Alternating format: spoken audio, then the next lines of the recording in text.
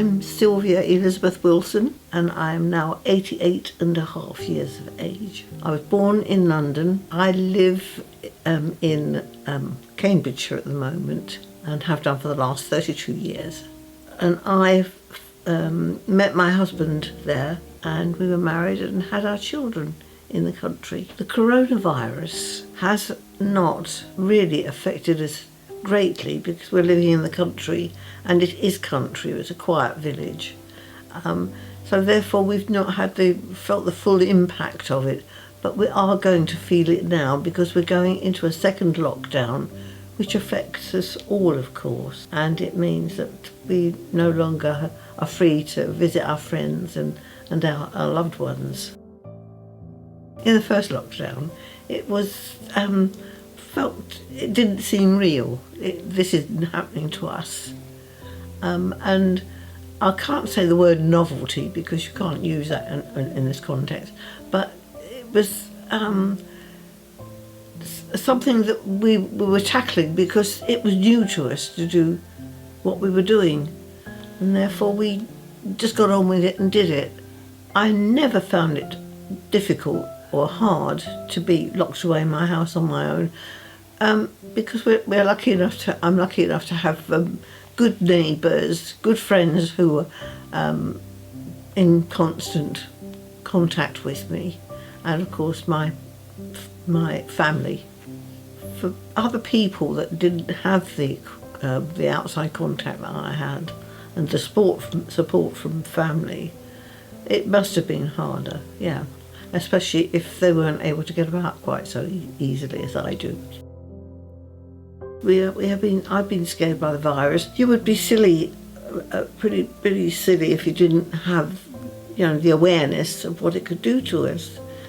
But you have to get on and live your life and always think about others. Try to be cheerful and try to be helpful for other people. And therefore, it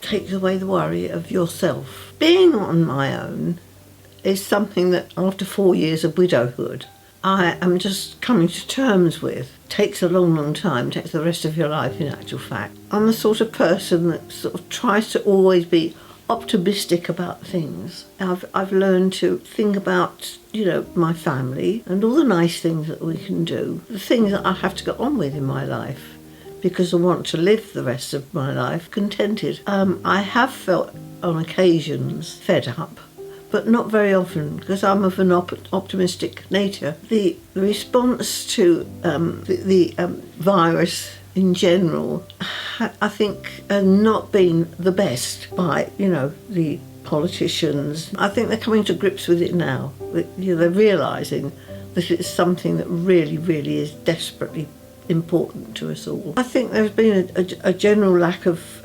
appreciation of how bad this can be, and the older generation, of course, have come through lots of different things, therefore they know the experience.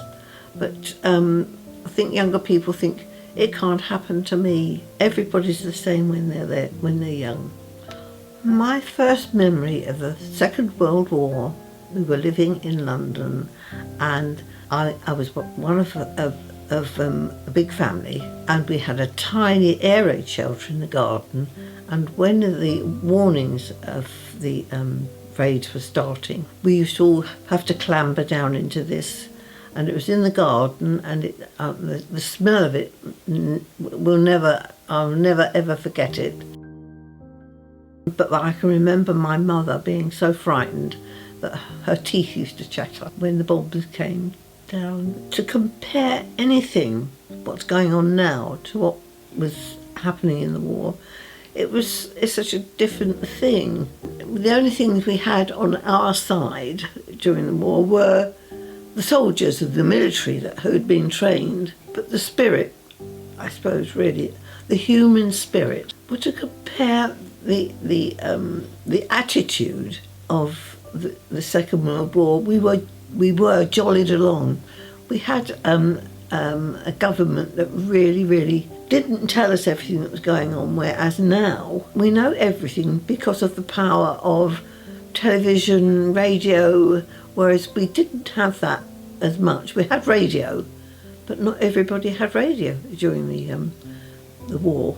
I think it was, let's just get on with it during the war, and everybody did, and we were doing it, we were fighting it, all of us. But now it's difficult to how you can fight a virus that you can't see, or lots of people don't believe in. You have to believe in it because the scientists have done all this work and know so much better than we do, but there are other people in public life don't agree with it. So it's looking back, the attitude to each other, I think we were more open and more friendly. We didn't have as much, we didn't have things, and therefore it wasn't a material world as it is now. We just all liked each other and got on with it. But I think with this virus that's going on now and frightening us, it will make us kinder to each other. I've seen differences even in our village, that people talk to each other more than they used to. People who are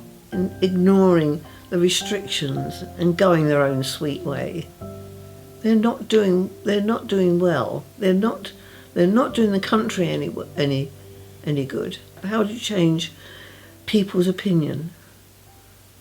How do you do that? And there will always be those people in life that are different to others and don't toe the line, so to speak.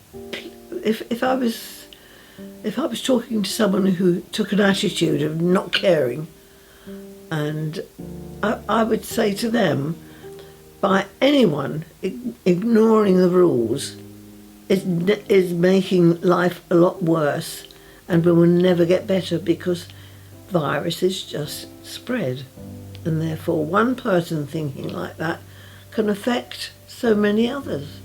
I think people should think about the greater good, because it's a frightening world at the moment, and I think quite possibly if people now could take the attitude that was during the war, where it's just get on with it and let's get it over and done with and obey the rules and we'll get there, life would be better.